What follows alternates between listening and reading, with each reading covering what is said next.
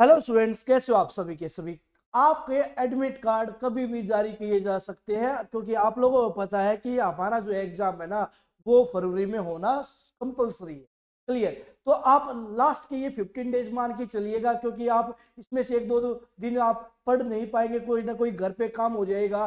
तो in last 15 days में आप कैसे कह सकते हो कि मैं 110 प्लस स्कोर ला सकता हूँ। आप लोगों को पता है कि जो आप लोगों का स्टेट है ना, ये आप 110 की तैयारी करते हुए चलोगे ना, तब आप एक 90 स्कोर लेके आ सकते हो। आपने तैयारी 90 की है, तो आपके 90 पे स्कोर नहीं आ सकता। तो आपको तैयारी ज्यादा की करनी पड़ेगी, तब जाके आपका स्कोर भाई 90 आएगा। हमारा मेन टारगेट है 90 मार्क्स लेना, पर उसके लिए तैयारी करनी पड़ेगी 110 मार्क्स की। क्लियर। बट आप लोगों को एक बात तो पता ही है, 90 मार्क्स के लिए ना ये कोई गवर्नमेंट जॉब देने वाला एग्जाम नहीं है, बट ये क्वालिफाइंग नेचर का एग्जाम है। बट आने वाली भर्तियों के लिए आप अप्लीकेबल हो जाओगे यदि आपके इस स्टेट में कितने मार्क्स आए, 90 मार्क्स आए। आप लोगों को पता है कि भाई आपका जो एग्जाम होता है वो 150 क्वेश्चंस का होता है,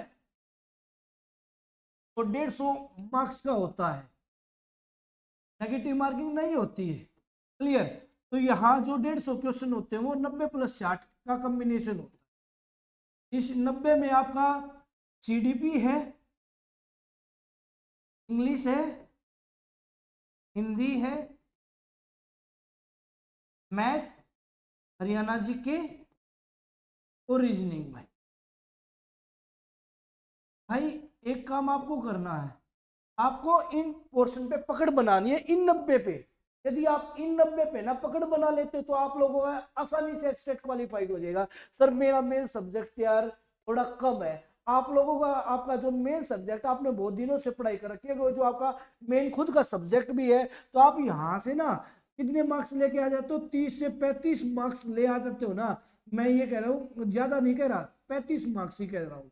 35 मार्क्स ले आओगे ना, आपका 100% स्टेट क्वालिफाई है। लिखवा के ले जाओ, लिखवा के कह रहा हूं। यदि आप मेन सब्जेक्ट में 35 मार्क्स लेके तो आपका आसानी से क्लियर हो जाएगा, क्योंकि इन 90 में आप अच्छा, क्योंकि सर मेरा मेन सब्जेक्ट तैयार नहीं है, बट मेन सब्जेक्ट तैयार है बट मेरा कॉमन पेपर तैयार नहीं है, तो आपके पास अभी टाइम है, आप कॉमन पेपर तैयार कर सकते हो, ज्यादा टाइम नहीं लगेगा। आपको करना क्या है, किन चीजों के माध्यम से आप अपने स्कोर को बूस्ट कर सकते हो, वो आपको मैं बताने वाला। आपको रिवीजन करना है। आप लोगों ने जहां से भी कोर्स परचेज किया होगा, ऑफलाइन कोचिंग की होगी या ऑनलाइन कोचिंग की होगी, आप लोगों का सिलेबस ऑलमोस्ट कंप्लीट हो चुका होगा। अब आपको क्या करना है, रिवीजन करना है। और रिवीजन करने के लिए कम से कम 2 से 3 घंटे तो आपको देने ही पड़ेगी डेली बेसिस पे। आपको रिवीजन करना मस्ट है। यदि आप लोगों ने सीखा सीखा और फिर सीखते रहे और रिवीजन कर ही नहीं रहे, नई नई चीज सीखते जा रहे हो, तो आप पीछे चीजों को स्किप कर जाओगे, भूल जाओगे। तो रिवीजन करना मस्ट है, और डेली बेसिस पे आपको कितने घंटे देने पड़ेंगे, 2 से 3 घंटे तो देने ही पड़ेंगे। मैराथन क्लासेस, आपको जो अच्छा लगता है, जो टीचर आपको अच्छा लगता है कि मुझे इस टीचर का समझ में आ सकता है, आप उसकी मैराथन क्लासेस लीजिए। हमारी स्टेट की संजीवनी क्लासेस चल रही है जो मैराथन है, और हमने बहुत सारी मैराथन ले रखी है, आप एक बार चेक कर लीजिएगा। भाई जिनका मेन सब्जेक्ट मैथ है, जो पीआरटी में ये कहते हैं, चाहे हमारा पीआरटी है, चाहे टीजीटी है, चाहे पीजीटी, हमारा मैथ के कारण रह जाता था, नहीं रहेगा, एक बार चेक कर लीजिए। ठीक है। Test series practice on OMR, आप लोगों को पता है जो ये हमारा जो एग्जाम होता है, स्टेट का एग्जाम होता है, वो ऑफलाइन मोड पे होता है और ओएमआर बेस्ड होता है। क्या होता है, हमारे कई बार ऐसा होता है, हम गोले भर रहे हैं ना, और गोले एक तो आधा अधूरा नहीं भरना होता, गोला होगा वो कंप्लीट भरना होता है। कंप्लीट, कंप्लीट का मतलब कंप्लीट होता है। कुछ बच्चे क्या होते हैं, मान लो ये वहां गिनती मिलती है 1 2 3 और 4। क्लियर। तो बच्चा क्या करेगा, मान लो एक ऑप्शन है हमारा, तो वो इतना सा भर देगा, ये गलत है, ये बिल्कुल गलत है। कुछ बच्चे क्या करेंगे, ऐसे ये मान लो एक ऑप्शन हमारा उत्तर है, इस पे टिक कर देंगे, ये भी बिल्कुल गलत है। आपको पूरा का पूरा गोला भरना पड़ेगा। इसके लिए आप थोड़ा सा मोटे पिन का पेन लेके आ सकते हो। और गोले भरने में आप लोग ये मत कीजिएगा, क्योंकि गोले भरने में बहुत सारे स्टूडेंट क्या करते हैं, मैं लास्ट में भरूंगा।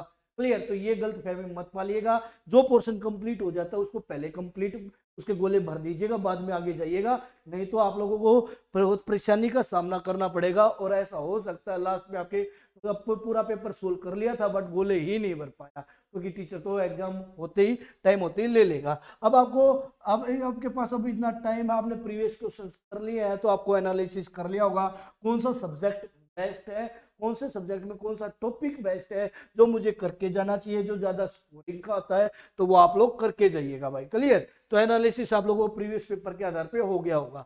क्लियर? टाइम मैनेजमेंट बहुत ज्यादा जरूरी है, क्योंकि बहुत बच्चों का क्या होता है, सर आता तो बहुत सारा है परंतु टाइम मैनेजमेंट हो ही नहीं पाता। भाई टाइम मैनेजमेंट करना जरूरी है, आपको किस पोर्शन में कितना टाइम देना है ये आप लोगों के लिए जरूरी है। क्लियर? तो भाई ये बात मैं आप लोगों को बता रहा हूं, जो आपके मेन सब्जेक्ट छोड़ के बाकी 90 क्वेश्चंस के लिए, बाकी 90 क्वेश्चंस के लिए मैं आपको ये कह रहा हूं, आप इसमें 1.5 घंटे से ज्यादा आपके पास टाइम नहीं होगा। 1.5 घंटे से ज्यादा कह रहा हूँ, 1.5 घंटा हद से ज्यादा है इससे पहले, क्योंकि आप लोग यहाँ 1.5 घंटा कह रहा हूँ, नहीं तो आपको क्या देना पड़ेगा, 1 घंटा 15 मिनट यहाँ आपको यहाँ दे देते हो, 1 घंटा 15 मिनट भी मैक्सिमम टाइम कह रहा हूँ। बाकी जो टाइम होता है 1.25 घंटा हमारा किसका रहेगा, मेन सब्जेक्ट का रहेगा। और मेन सब्जेक्ट में आप 30-35 स्कोर कर लोगे, क्योंकि वो आपका मेन सब्जेक्ट है, क्योंकि वो जल्दी आपसे सोल्व आउट हो जाए।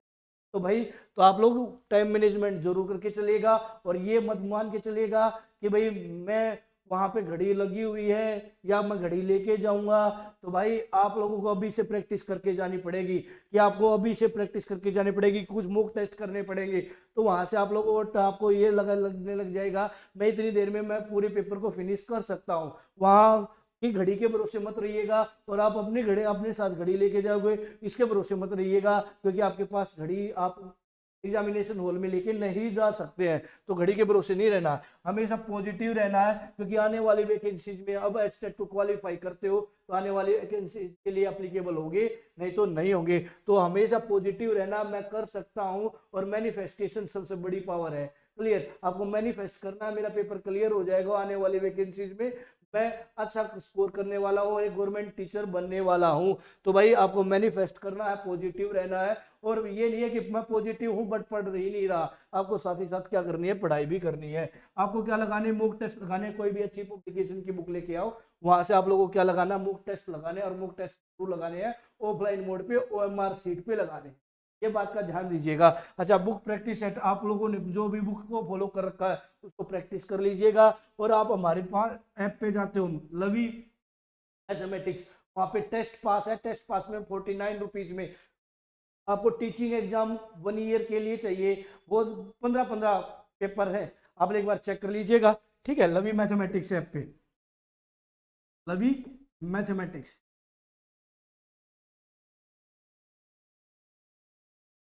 ठीक है, इसमें 49 रुपीज में है।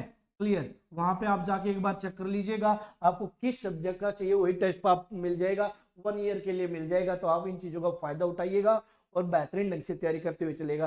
सर मेरा मॉक टेस्ट में अब कम स्कोर जाता है, भाई कैसा हो सकता है, जी यहाँ से आपने मॉक टेस्ट लिया हो, उन्होंने अच्छे लेवल का बना रखा हो, ठीक है, अभी आपका स्कोर ज्यादा करने लग जाएंगे, तो आप लोगों का ये ना हो जाएगा कि भाई मैं तो आसानी से क्लियर कर दूंगा, मैं पढ़ना ही छोड़ दूं। तो सभी जो टीचर्स होते हैं जो मूक बनाते हैं वो अच्छे लेवल का ही बनाते हैं, तो डिमोरलाइज होने की कोई जरूरत नहीं, हमेशा पॉजिटिव रहना है। क्लियर? तो इस प्रकार आप अपने स्कोर को बढ़ा सकते हो। इन बातों पे यदि आप एनालिसिस करते हो, पेपर का एनालिसिस करते हो, प्रीवियस क्वेश्चन बनाते हो, OMR सीट पे प्रैक्टिस करते जाते हो, टाइम मैनेजमेंट करते हो, तो 100% आपका पेपर क्लियर होगा।